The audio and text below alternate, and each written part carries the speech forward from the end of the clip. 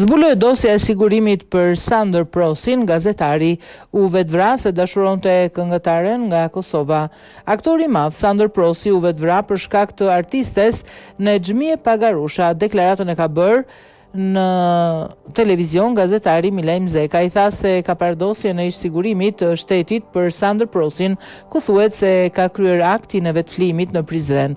Pasi është takuar me këngëtaren Nexhmie Pagarusha, ka qenë një nga gratë më të bukura që e ka dashur me shpirt Sandor Prosin. Ata janë takuar dhe vetëm pse janë takuar dhe kanë ndenjur me njëri tjetrin, sipas zburimeve të mia, jo thashë themeve, por të dosjes, Sandor Prosi ka bërë vetvrasje për shkakun e të madhes Nexhmie Pagarusha. Sandor Prosi ka bërë vetvrasje në Hotel Volga.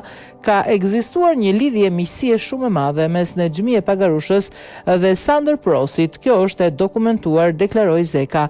Sipas versionit zyrtar, aktori i madh shqiptar Sandor Prosi u vetvra në 25 shkurt 1985 në Prizren. Gjatë xhirimeve të filmit Pranvere hidhur, ai u hodh nga dritarja e katit të dytë hotelit ku ishte i akomoduar ku gjeti vdekjen.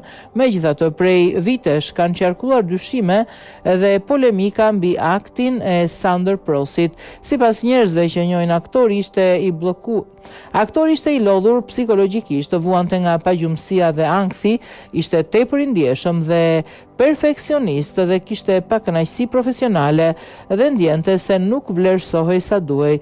Lidhja mes Sandor Prosit dhe Nexhmie Pagarushës ka qenë artistike dhe miqësore, por rreth saj kanë qarkulluar edhe thashë theme për një afeksion më të thellë, të cilat nuk janë konfirmuar kur zyrtarisht.